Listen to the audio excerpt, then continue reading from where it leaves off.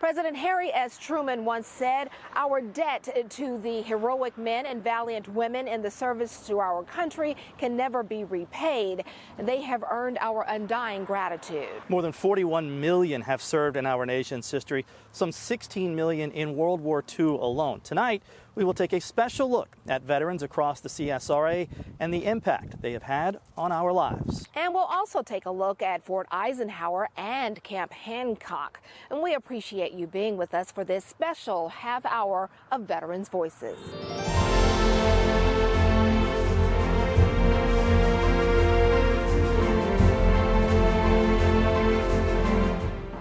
Today we are at the site of the Horse Creek Midland Valley Veterans Park. The park includes several monuments, including one that honors local Korean War veterans. Yeah, there's also a display of military vehicles, a circle of honor inscribed with veterans' names from World War I to the present, and a freedom fountain. The centerpiece to the park is a panel of honor with names of hundreds of military veterans.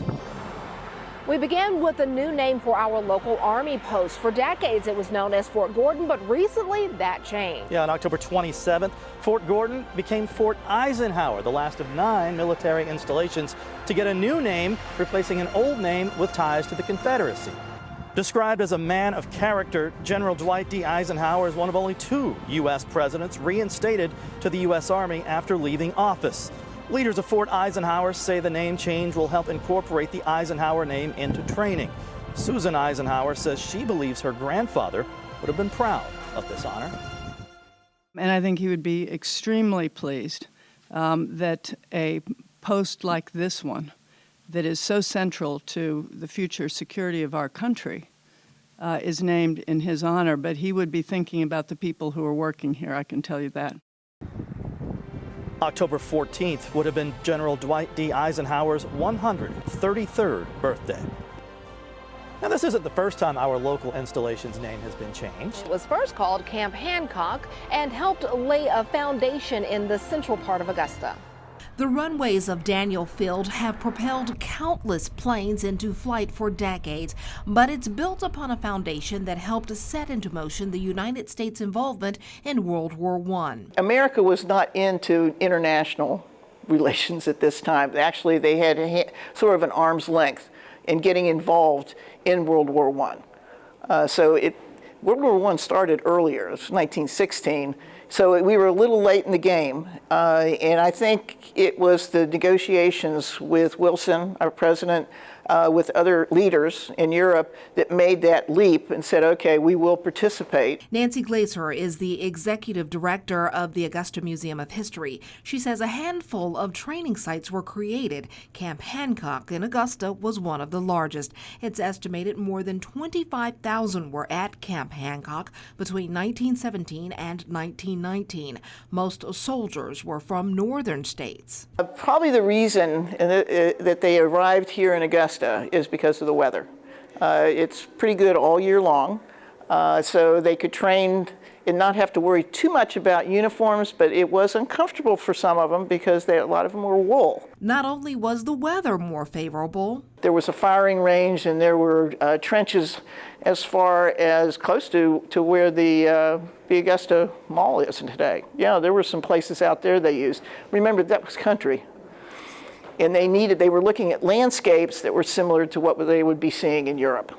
The war effort included not only places, but also people in and near Augusta. Everybody was called up, no matter what race, color, gender, it didn't matter. I mean, even women were served over there as nurses, as drivers, ambulance drivers. My grandfather, Isaiah Williams Sr., would be one of them. He entered the draft and left his home in Burke County. He would become a corporal and serve overseas during World War I. We see, as African Americans in the South, that we see men of color as officers during World War I, which ordinarily would not have had the opportunity to see. Lieutenant Colonel retired Joyce Law is a local historian. She says the community embraced not only the war, but those who fought. So much so, many of the soldiers would take root in the Augusta community and flourish. Second Lieutenant Clarence T. Woodland, who becomes so infused into the community that he was selected to succeed Reverend Silas X. Floyd as the editor of the Notes Among the Colored, the special feature in the Augusta Chronicle. The appreciation for the soldiers and Camp Hancock are memorialized through various monuments on Central Avenue. At Troop Street, this one lists the names of soldiers killed during the war. Another one at Montesanto Avenue pays tribute to Camp Hancock. There's a large footprint, but we want to ensure that there's a more cohesive story because it is entirely fascinating, and we still have work to do to honor the soldiers that gave their lives. While the military camp is gone, its legacy still lives on. It so quickly disappeared, but that area it was being developed at the time. I mean, today, Daniel Field, Daniel Village, it's all out there. Wrightsboro Road was starting to come about. You had the hospitals and the Linwood Hotel was turned into a hospital at the time. The hospital areas that are still there, where the VA is. A lot of those buildings still are around. You can learn more about Camp Hancock at the Augusta Museum of History. Coming up, we will introduce you to one local veteran who continued to help others while overcoming her own health battle.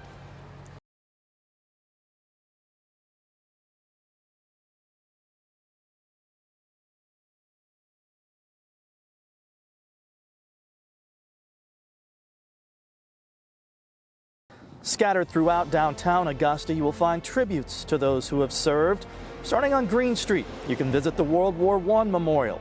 From there, head over to Broad Street, where you'll find the Civil War Monument, the All Wars Memorial, as well as Korean War and Vietnam War memorials.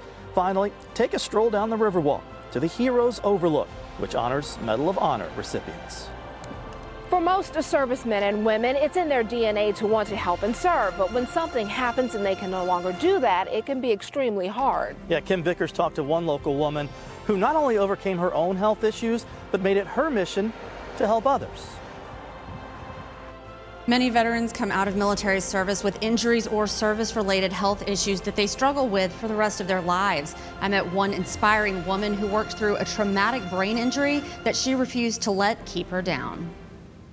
I had a joy of helping people. I really had a joy.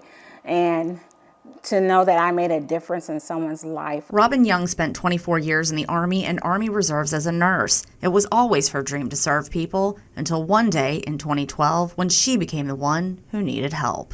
I was not feeling well, and my husband kept getting on me because I would call him. He said, "You need to go to the hospital." I said, I will, but I kept putting it off. Young had double pneumonia. That day, instead of going to the doctor, she stayed with a young soldier who was asking for help training for a physical test. During the workout, Young had trouble breathing and collapsed. And she said they had to intubate me. After I passed out, I started having seizures. Young seemed to be recovering well, but then she collapsed again. This time, her brain went without oxygen for too long, and when she woke up, her life was forever changed. I didn't even remember my family. I didn't remember my friends. I didn't remember my husband. I didn't remember anything. Young couldn't walk or talk, and she couldn't do simple things like feed or dress herself. Her husband, Marquis, tells me that her amnesia was hard on the whole family, especially her 3 children. I could tell they didn't want to go visit her because they didn't want to see her like that. They didn't know what to do. Young's road to recovery included art therapy. It's something she still enjoys doing. She's also recovered a few of her memories, but had to get to know her family again. Marquis says he took it slow and followed her lead when it came to showing affection. I still remember when I first kissed her at the hospital, she was just giggling and laughing because she thought, it was just so cute, Though Young had changed a lot, one thing remained the same, her heart for service. She didn't want her disability to keep her from what she loved. She couldn't be a nurse anymore, so she got involved with several nonprofits. She also started her own called Sister Soldiers United, which brings women veterans together. Young says she refused to give up, and that is why she is living her life to the fullest. They told me I would probably be a vegetable if I lived, and look at me. Look at me. God is good. Young tells me she looks forward to continuing to help people and is currently in the process of writing a book about her experience. I'm Kim Vickers, WJBF News Channel 6. This next hero is a graduate of the U.S. Air Force Academy and a retired F-16 pilot who knows Augusta like the back of his hand. He's flown across the world and around the country, but he says while serving our nation, he had one of his best flights. Graham Lee has his story. Dag Grantham's life has been quite a flight, but his love for the air sparked at a young age. So right before I turned 6 years old, this guy named George Lucas came out with a pretty amazing movie, Star Wars, and just the flying scenes, you know, obviously in space or whatever, but I was just enthralled. He spent the first 18 years of his life here in Augusta, where he graduated from ARC. Then it was time to head to the Air Force Academy, which met him with plenty of challenges. It's very demanding. It's demanding physically, mentally. I mean, the basic training tropes apply there just like they do in regular military, and they break you down, and you've got to figure your life out. I had to wake up every day knowing I'm here for a reason. I can make it through. And sometimes it was just, I got to make it through the next hour, let alone the next day. But Grantham pushed through and kept his eyes on the prize. After graduating in 1993, he went to F-16 school and began flying the fighter jets in 1995. His assignments took him to Texas, Arizona, Alaska, and even South Korea. But the one known as Dagger says a mission in the Middle East stood out from the rest. I flew my first 3 missions with a guy by the name of Vince Bakke, and his call sign was Digger. So we had Digger and Dagger out there over Iraq. For this mission, Dagger and Digger swapped roles of flight lead and wingman. During their flight, they had to refuel at the aerial station. They had to split up to complete the mission, and after a miscommunication, they got the job done. But that's not the best part of the story. 13 years prior, when I was at Columbus Air Force Base, Mississippi, and I was in that T-38, the AT-38, dropping those gravity bombs, my very first mission to drop those gravity bombs, the instructor pilot in my back seat was Digger Bakke. So he taught me to drop my very first bomb, and 13 years later, I was leading him in combat and we were dropping bombs. Grantham was honored at a Braves game on September the 18th. That's the day after the birthday of the Air Force. He retired from service in 2013 to spend more time with his sons, but he says the lessons of friendship were the most important that he learned while serving our nation. Coming up, a program at the VA is helping local veterans deal with the challenges after service. A closer look when we return.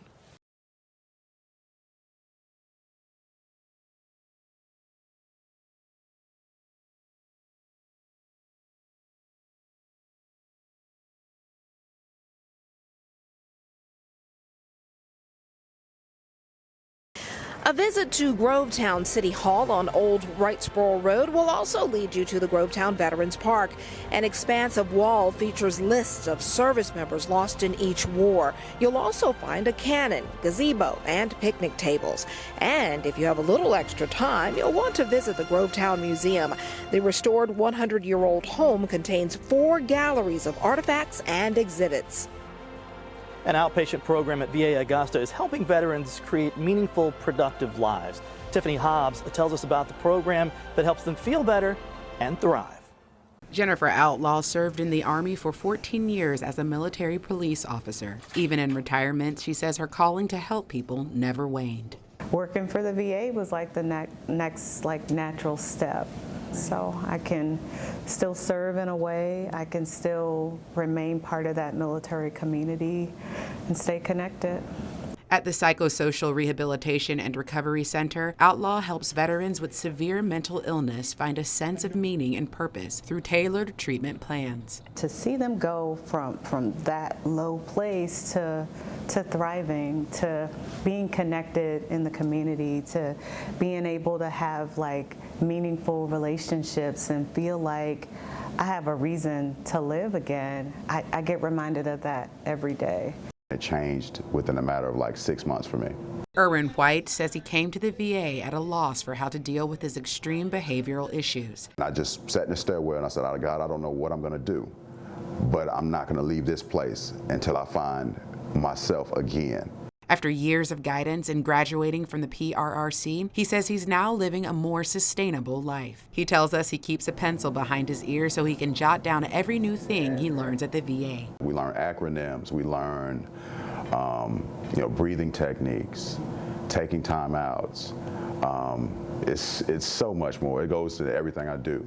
Albert Pearson says that fighting wars and losing people in his life took a major toll on him. The PRRC helped him manage PTSD and anger issues. You know, I told my wife before that a veteran understands a veteran a lot better than a civilian understands a veteran. Very intense and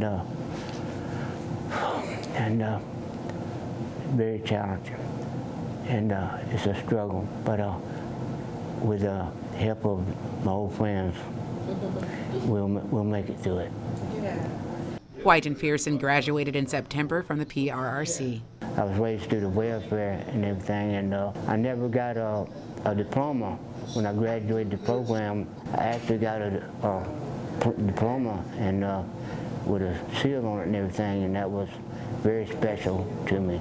The mission of the PRRC is to help veterans know that recovery from severe mental illness is possible and a meaningful life is within reach. Outlaw says she's also inspired some program participants to pursue social work. To first encounter a person in the halls of the VA and they become colleagues. I'm super proud of all of them.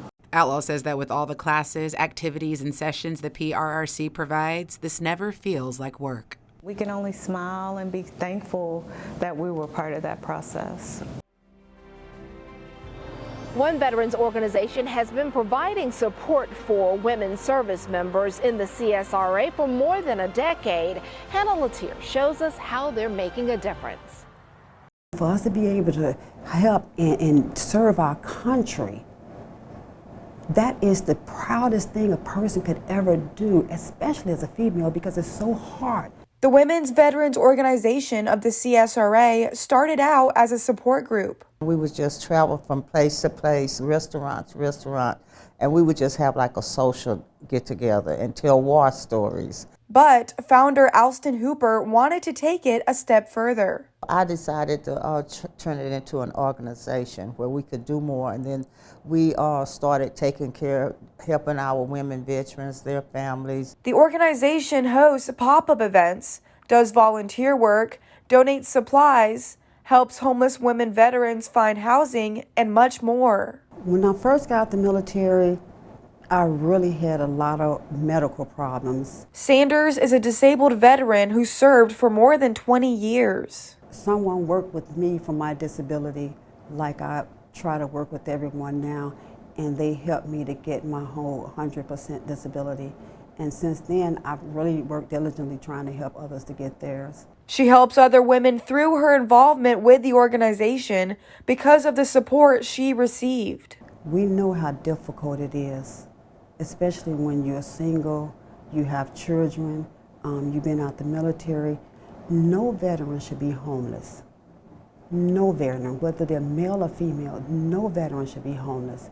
But the fact that we have lots of females that's out there that's on their own struggling, that's our job. They're making sure that access to resources for those who are struggling is just a phone call away. We have so many things that we can offer people if they call. If you need help, we're there. Coming up, a local veteran helping those in need. We'll take a closer look at the Bike for Vets organization when Veterans Voices returns.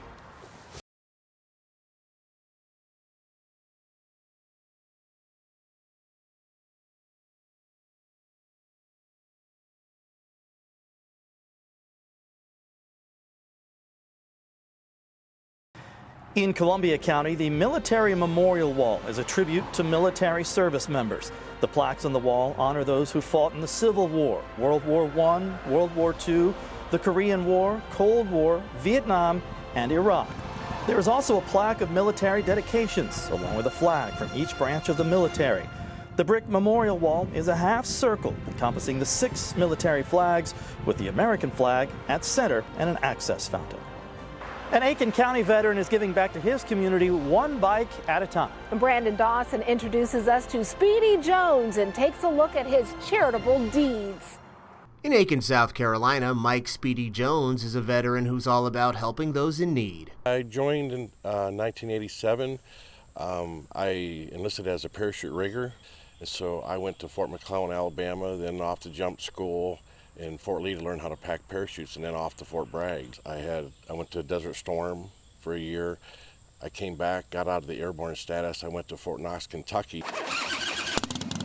These days, Speedy spends his time helping other veterans with his nonprofit organization, Bikes for Vets. Bikes for Vets is a charity that I started myself because one of my friends went to a local organization and needed help. Their refrigerator went bad and they had a baby, and he came to me just as a friend telling me the story, and I said, I'll tell you what, I'll buy it myself. Bikes for Vets has been going on now for 6 years, and 100% of the profits all go to veterans in need. I buy the immediate things, like somebody who needs something right now, like a refrigerator, tires for a car. I've put veterans in hotels for a couple days to get them a shower. I bought a service dog. Speedy doesn't like to seek a lot of attention, but because of his good deeds, recently he's been getting attention on social media and from people around the community. I bought a car from a customer who wanted some interior work done on it. So I bought it and I was going to use it as just a daily driver. And so I did some work on the interior and put some new tires on it and some brakes and made it dependable. Speedy was able to donate the car to a veteran in need. We arranged for them to come up here from Florida to get this car. So I give it to him.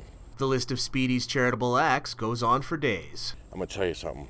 If you don't do what I do, you're missing out on life. It's amazing. But Speedy's just thankful for all the support he's received all these years. I'm just one guy with a lot of people to help. Brandon Dawson, WJBF News Channel 6. And be sure to join WJBF News Channel 6 each month for our Salute to Service as we continue to recognize veterans that have made an impact on our community. To nominate someone for this award, just head to WJBF.com. We hope that today's stories have inspired you to do a little more and to say thank you to the brave men and women who have and continue to serve our country. Yeah, for more information on the stories you saw today and many more, visit our Veterans Voices page at WJBF.com. And we thank you so much for joining us for our special today. And to the brave men and women in our military, thank you.